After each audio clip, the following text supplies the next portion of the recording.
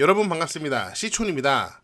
5억 5천에 집을 샀는데 현재 집을 그냥 날릴 판입니다.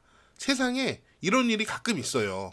도대체 어떤 내용인지 현장 간단하게 살펴보고 알아보도록 하겠습니다.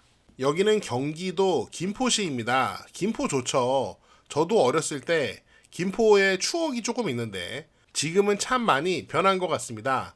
여기에 엄청나게 큰 전원주택 단지를 자연 속에 조성을 해놨습니다. 한 업체에서 집을 다 진 것 같고 거의 다 분양이 된 것 같습니다. 지도로 보면은 이 집은 여기에 있는데요. 김포 시내에서 강화도로 가는 길목의 북쪽, 여기 개성과 가까운 곳에 있습니다. 마을이 이렇습니다. 마을 주변에는 공장들이 좀 있습니다. 김포에는 공장들이 많죠. 제가 가진 김포의 추억도 공장의 추억입니다. 제가 중학교 때 김포에 있는 공장에서 여름방학 때 조금 일을 했거든요. 아무튼 마을 입구는 이쪽입니다. 자, 이쪽으로 들어가면은 이렇게 들어오게 됩니다. 마을길은 상당히 깔끔하게 포장되어 있고 관리가 잘 되어 있어요. 누가 봐도 동네가 깔끔하니 괜찮네, 그런 이야기가 나올 수 있는 모습인 것 같아요. 전원주택 주변을 이렇게 나무숲이 감싸고 있고 좋습니다. 이렇게 나무들이 마을을 감싸주는 게 참 보기 좋고 안정감이 느껴지죠. 다만 수도권이다 보니 집들이 좀 가깝습니다. 그거는 수도권의 어쩔 수 없는 특징인 것 같아요. 땅값이 비싸잖아요. 현장을 보면은 집들이 굉장히 깔끔합니다. 집 지은 지 얼마 안 된 것 같죠.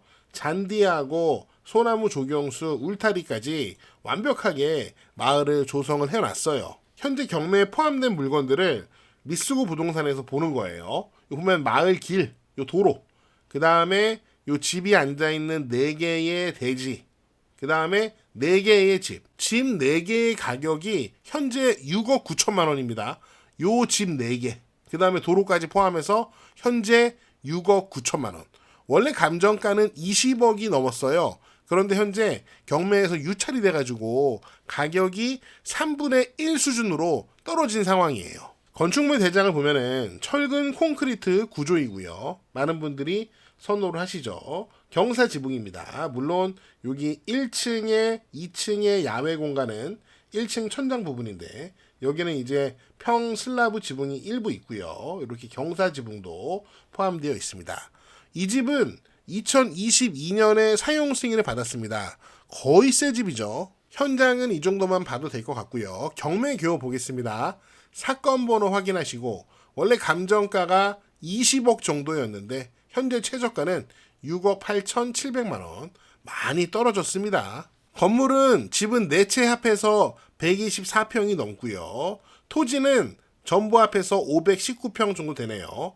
토지 일부는 지분입니다. 도로 지분 같은 거 말하는 겁니다. 집을 5억 5천에 샀는데 지금 집을 날릴 판이다. 어떤 내용인지 바로 보겠습니다. 등기 요약을 보면 좀 이해하기가 쉬운데요.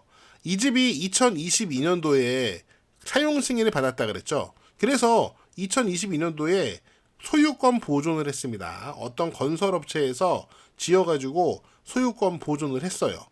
그리고 나서 여기 보면은 2022년 10월 13일 날 근저당이 설정되고 이게 현재 경매 사건의 말소 기준 권리입니다.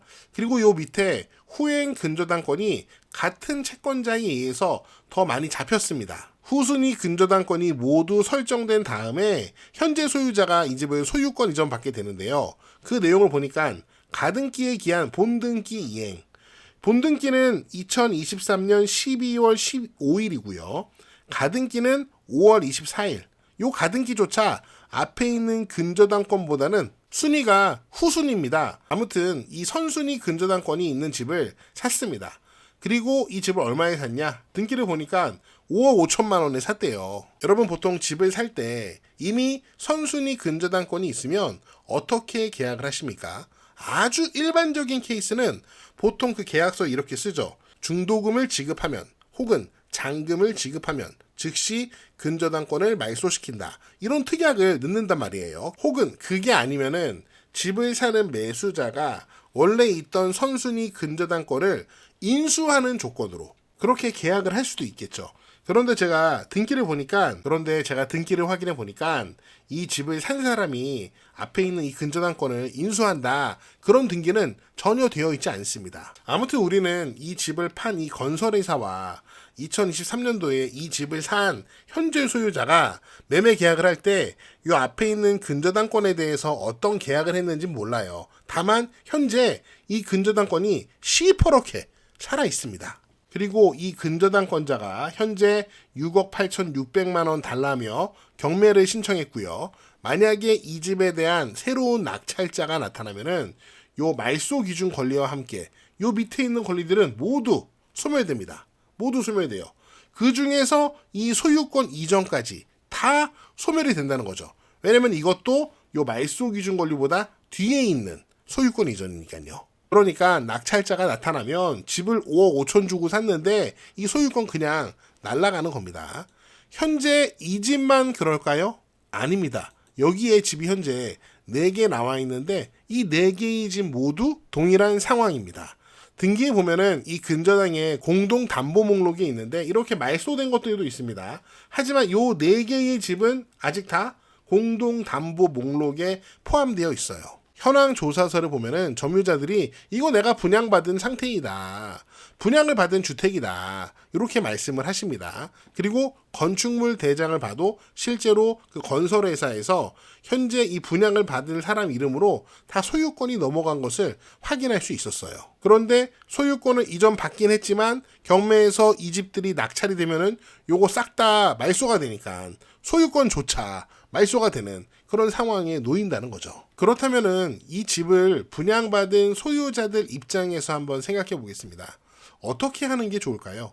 제 생각에는 이 4개의 집 주인들께서 같이 이 경매 물건을 공동으로 낙찰받는 게 그나마 가장 합리적인 선택이 아닐까 싶어요. 이 4분이서 공동으로 낙찰을 받으면은 이 소유권 이전이 말소 기준 권리보다 후순위이기 때문에 경매 낙찰 받고 요거 다 말소가 됩니다. 하지만 다시 이미 경매로 인한 매각으로 소유권 이전 등기가 됩니다. 자신들의 소유로 다시 소유가 오는 거죠. 물론 공동으로 입찰하면은 일단은 공유자로 소유권 이전이 됩니다. 나중에 넷이서 공유물 분할을 또 따로 해야겠죠. 물론 귀찮은 일이긴 합니다. 그런데 다른 사람이 낙찰받아서 이 소유권 그냥 날아가는 것보단 낫죠. 물론 이 매도자와 매수인 간의 내부적인 내용은 우리가 알 수 없습니다. 다만 여기 등기상에 나와 있는 것처럼 집을 5억 5천만 원이나 주고 제값을 주고 샀는데 이렇게 선순위 근저당이 말소가 안 돼서 이것 때문에 경매가 실행이 돼서 소유권을 잃게 되는 상황이니 이 소유자는, 현재 소유자는 굉장히 억울할 것 같습니다. 세상에 이런 일이 있더라고요. 지금 일어나고 있잖아요. 그러니까 여러분도 항상 부동산 매매 계약을 하시던, 전세든 월세든 계약을 하실 때 잘 알아보고 잘 살펴보고 계약을 하셨으면 좋겠습니다. 네, 오늘 제가 준비한 내용은 여기까지고요. 여러분은 어떻게 보셨는지 여러분의 다양한 의견을 댓글로 남겨주세요. 저는 다음 영상에서 더 재미있고 유익한 내용으로 돌아오겠습니다. 여러분, 시촌어게인